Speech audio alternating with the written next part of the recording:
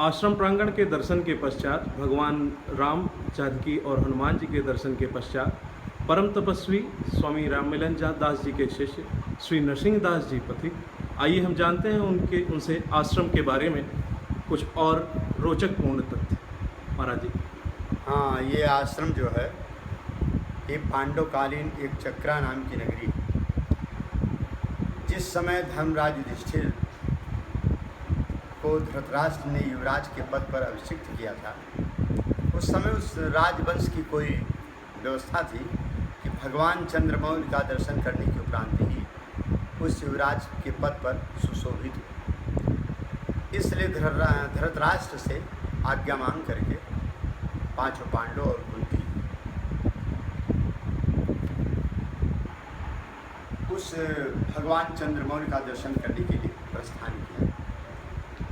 इधर दुर्योधन का कुचक्र था कि जैसे ही भगवान चंद्रमौली का दर्शन करने के लिए जाएं पांडव लोग, वहीं पर लाक्षागृह में उनको वास दिया जाए और उसी में रात्रि के 2 बजे अग्नि लगा दिया जाए, पांडव ध्वस्त होकर के समाप्त हो। लेकिन किसी प्रकार से महाराज विदुर का इस कुचक्र का आभास हो गया। इसलिए महाराज धर्मराज युधिष्ठिर से विदुर जी ने बताया कि भाई तुम लोग होशियारी के साथ में लाक्षागृह में प्रवेश करना और 2 बजे के पहले ही लाक्षागृह से बाहर निकल जाना। उसी के अनुसार धर्मराज युधिष्ठिर पांचों पांडव कुंती के समेत 12 बजे ही उस लाक्षागृह से निकल गए।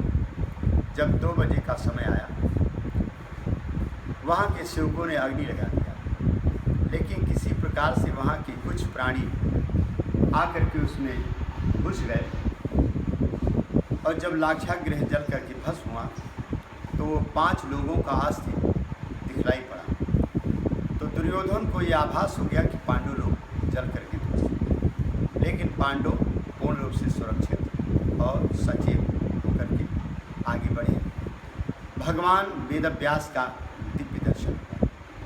भगवान वेदव्यास ने कहा कि बेटा तुम लोग इस समय कुछ काल गुप्त हो जाओ, क्योंकि समय आपका ठीक नहीं है और समय को अपनी बुद्धिमत्ता से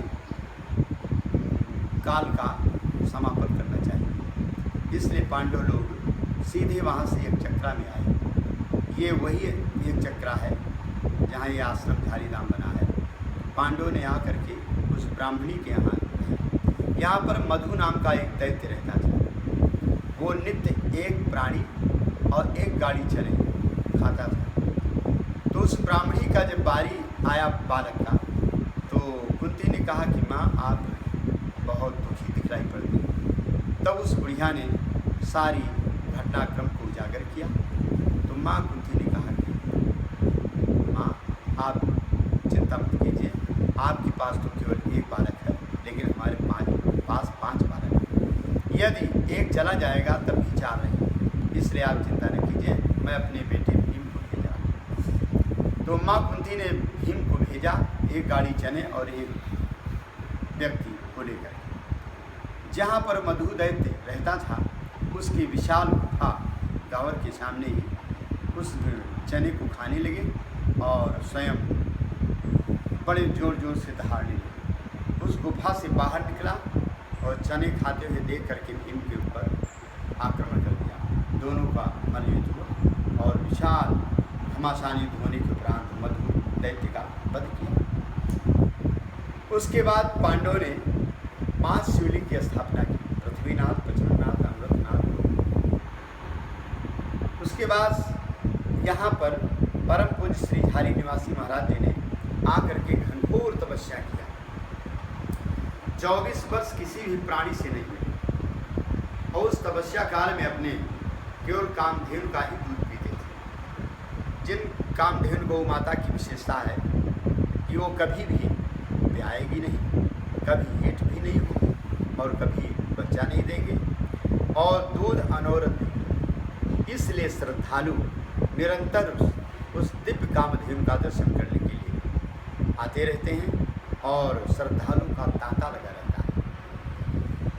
उन कामधेनु का दूध भक्तों को बांटा जाता है। भगवान का